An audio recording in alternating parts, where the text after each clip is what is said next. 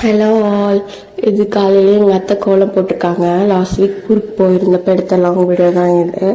இப்போ தான் எடிட் பண்ணி போடுறேன்.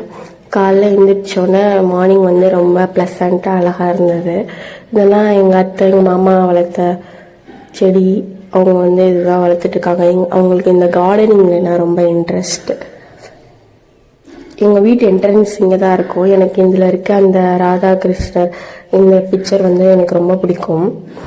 காலையிலேயே எங்கள் அத்தை வந்து சமையல் ஆரம்பிச்சிட்டாங்க. இது வந்து ஒரு சாட்டர்டே மார்னிங். ஸோ எங்கள் மாமாவுக்கு வந்து வேலைக்கு போகணும். ஸோ அத்தை அதனால் காலையிலேயே சமைக்க ஆரம்பிச்சிட்டாங்க.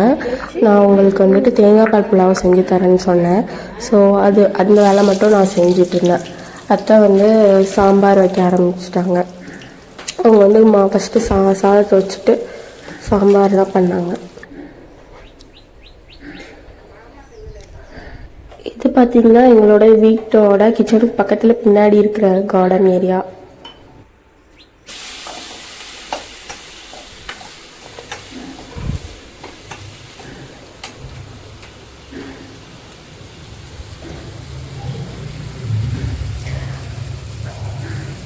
இந்த வீடியோ வந்து என் ஹஸ்பண்ட் தான் எடுத்தாங்க. அவங்களுக்கு இந்த கார்டனிங்கில் வந்து ஃபோட்டோ எடுக்கணும்னு ஆசை. அதனால சமையல் கொஞ்சம் நடுவில் கொஞ்சம் இந்த வந்து பிளான்ஸோட ஃபுட்டேஜும் ஆட் பண்ணியிருப்பாங்க.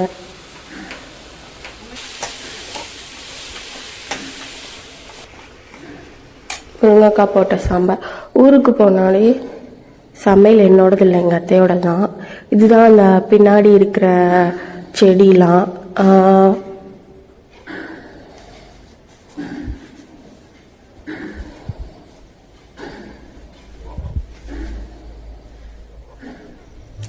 எங்கள் அப்பாவுக்கும் இந்த மாதிரி கார்டனிங்கில் ரொம்ப இன்ட்ரெஸ்ட். அவங்களும் இந்த மாதிரி எங்கள் வீட்டில் செடியெலாம் வச்சுருக்காங்க. நான் நெக்ஸ்ட் டைம் எங்கள் ஊருக்கு போனால் அதையும் கொஞ்சம் நான் எடுக்கிறேன்.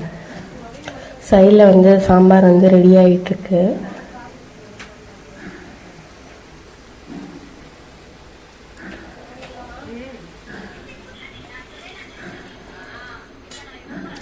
சாம்பார் எங்கள் அத்தையோட மெனு வந்து சாம்பாரும் கீரையும்.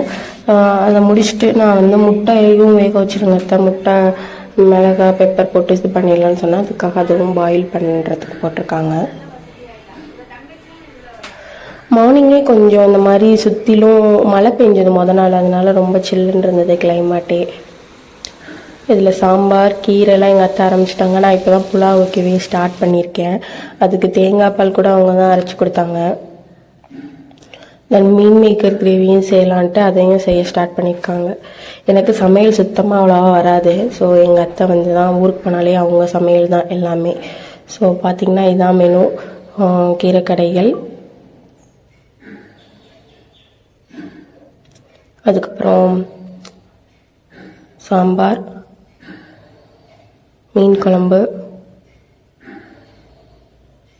நான் செஞ்ச தேங்காய் பால் புலாவே தான். இதுக்கப்புறம் முட்டை மசாலா. இது 2 மட்டும்தான் நான் செஞ்சேன். ரிமைனிங்லாம் அத்தை தான் செஞ்சாங்க. மீன் மேக்கர் கிரேவி எல்லாத்தையும் செஞ்சு முடிச்சுட்டு சரி கொஞ்சம் நேரம் படிக்கலான்ட்டு இந்த டோபமைன் டீடாக்ஸ் புக்கு வந்து அப்போ தான் படிக்க ஆரம்பித்தேன்.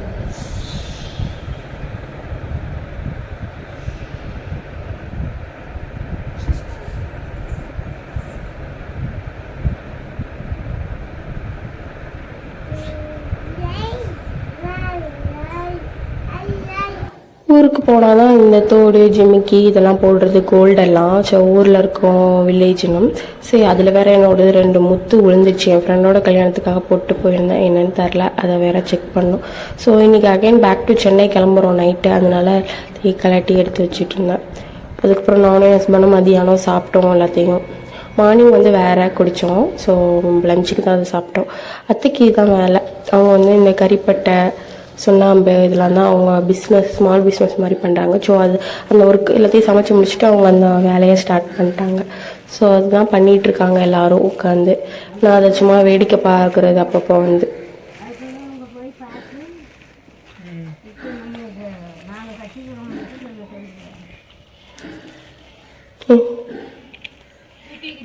அப்புறம் என் ஹஸ்பண்ட் கூட நடுவில் கொஞ்சம் ஹெல்ப் பண்ணுவாங்க. எனக்கு இதெல்லாம் தெரியாது. ஏதோ ஒட்டி கொடுக்க பண்ணாங்க. அதுக்கப்புறம் என் நாத்தனார் வந்துட்டு வீட்டில் தான் காய்ச்சிது பலாப்பழம் பாட்டி வீட்டில். அதை எடுத்துகிட்டு வந்து பிச்சுட்டு இருந்தாங்க. அப்புறம் என் ஹஸ்பண்ட் வந்து ரெஸ்ட் எடுக்க போயிட்டாங்க. எங்கடா ஆளை காணுமேன்னு பார்த்தா ரூமில் படுத்திருந்தாங்க. சரி எனக்கு ஒரு டீ போட்டு தரியா அப்படின்னு சொல்லி கேட்டாங்க. சரின்ட்டு நானும் சரி டீ போட்டு கொடுக்கலாம் அப்படின்னு சொல்லிட்டு எல்லாருக்கும் சேர்த்தே போடலாம், வேலை பார்க்குறவங்களுக்கும் சேர்த்து.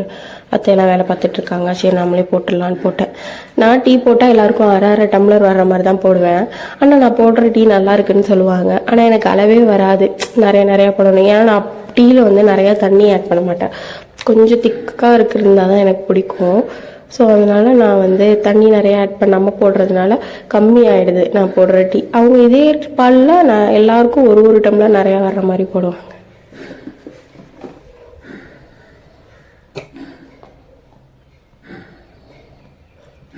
எனக்கு தான் இன்னும் பயிற்சி வேணும்னு நினைக்கிறேன். டீ நல்லா ரெடி ஆகிட்டு மாமா கூட சொன்னாங்க டீ நல்லா இருக்குது, ரூப்லாவே இனிமேல் டீ போட விடலான்னு. ஆனால் எங்கள் அத்தை சொல்லிட்டாங்க வேணான்னு.